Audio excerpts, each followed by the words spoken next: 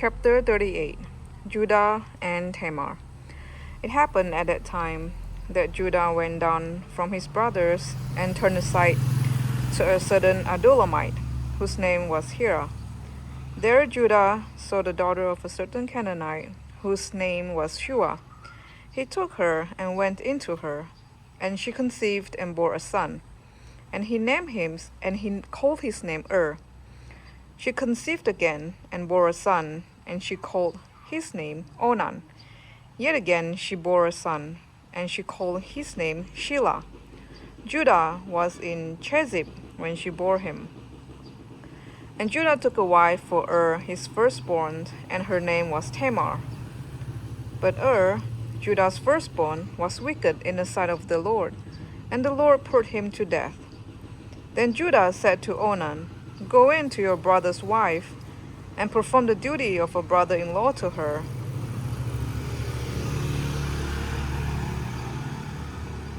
And raise up offspring for your brother. But Onan knew that the offspring would not be his, so whenever he went into his brother's wife, he would wash the semen on the ground, so as not to give offspring to his brother.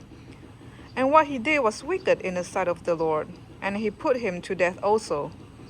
Then Judah said to Tamar, his daughter-in-law, Remain a widow in your father's house, till Shelah, my son, grows up, for he feared that he would die, like his brothers. So Tamar went and remained in her father's house. In the course of time, the wife of Judah, Shua's daughter, died. When Judah was comforted, he went up to Timnah to his sheep shearers, he and his friend Hira, the Adullamite. And when Tamar was told, Your father-in-law is going up to Timnah to shear his sheep, she took off her widow's garments and covered herself with a veil, wrapping herself up, and sat at the entrance to Enaim, which is on the road to Timnah.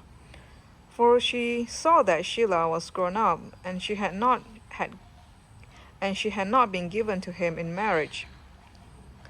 When Judah saw her, he thought she was a prostitute, for she had covered her face. He turned to her at the roadside and said, Come, let me come in to you. For he did not know that she was his daughter-in-law. She said, What will you give me that you may come in to me? He answered, I will send you a young goat from the flock. And she said, If you give me a pledge until you send it. He said, What pledge shall I give you? She replied, Your signet, and your cord, and your staff that is in your hand. So he gave them to her and went in to her, and she conceived by him. Then she arose and went away. And taking off her veil, she put on the garments of her widowhood.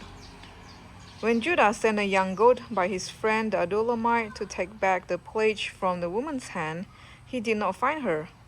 And he asked the men of the place, Where is the cult prostitute who was at Enaim at the roadside? And they said, No cult prostitute has been here. So he returned to Judah and said, I have not found her. Also the men of the place said, No cult prostitute has been here.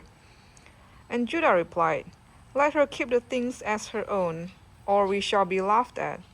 You see, I sent this young goat, and you did not find her.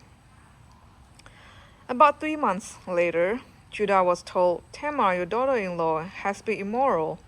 Moreover, she is pregnant by immorality. And Judah said, Bring her out, and let her be burned. As she was being brought out, she sent word to her father-in-law, By the man to whom this belongs, I am pregnant. And she said, Please identify whose these are, the signet and the cord and the staff. Then Judah identified them and said, She is more righteous than I, since I did not give her to my son Shelah. And he did not know her again. When the time of her labor came, there were twins in her womb. And when she was in labor, one put out a hand, and the midwife took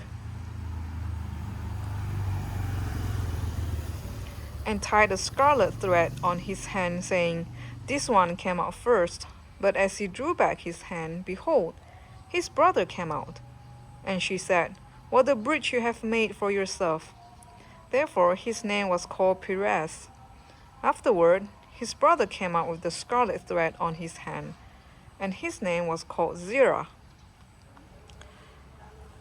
This is chapter 38.